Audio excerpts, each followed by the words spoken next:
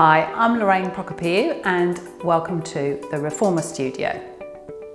I'm going to take a little look at different sorts of reformers, mainly focusing in on their springs and their setup for different clients. So this reformer I've got right here is a slightly more traditional style reformer. So it has your foot bar as you normally would see, and then the springs just simply attached to hooks at the very end. And this particular reformer just has 4 springs on. Sometimes you'll see 4 or 5 springs.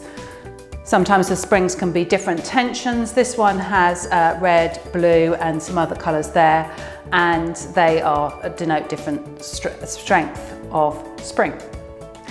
So I'll just take these springs off here and just quickly show you this. So the carriage just slides out, and then you just have one position that it comes into, and then you just hook your springs straight onto there.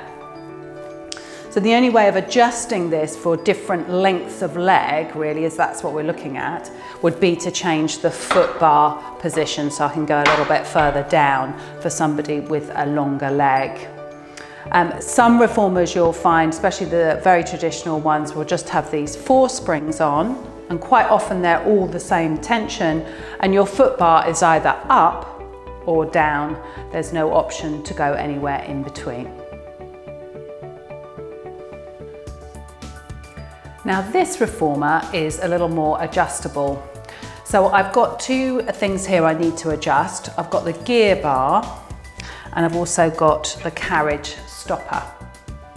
So with these settings, we tend to count from the standing platform. So we count 1, 2, 3, 4 for the gears, and then 1, 2, 3, 4 for the stopper.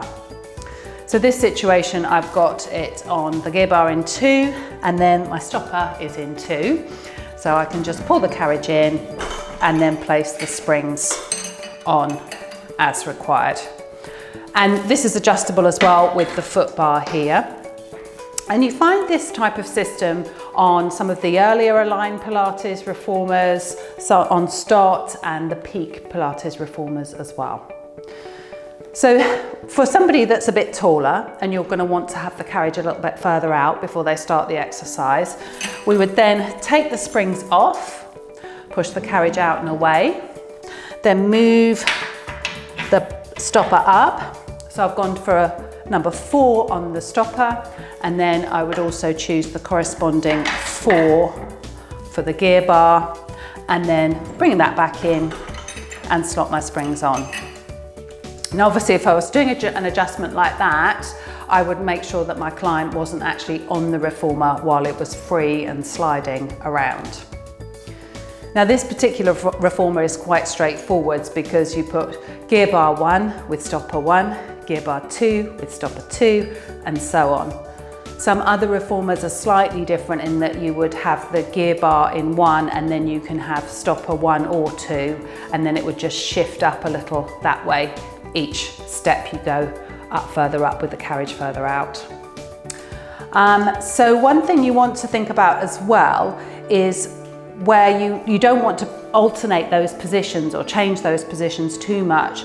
Certainly a big no-no is to have the gear bar in number 4, and then I've got the stopper. I want to move the person closer in, so I'm going to put the stopper further down.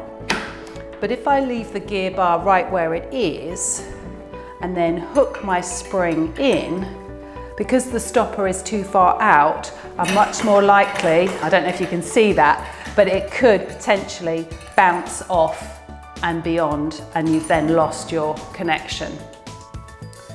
Another way you could do it is the other way round. So I would perhaps have my gear bar down in 2 and then put this out in 3 or maybe even 4, just to give myself a little bit more spring resistance if that's what you wanted. Now the challenge with that is that it gives you this stronger resistance because your spring's more stretched. The more stretched your spring is, the more resistance you're going to get. So that's great if you want to work somebody harder, or for a particular exercise you want that increased tension, you could go that way. but I certainly wouldn't suggest you leave your reformer set up like this, because this can have a tendency to overstretch the springs.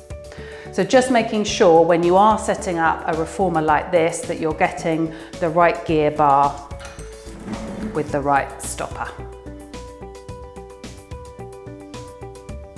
So you want to make sure that your gear bar and your carriage stopper are in the right position. So I'm going to set that up now.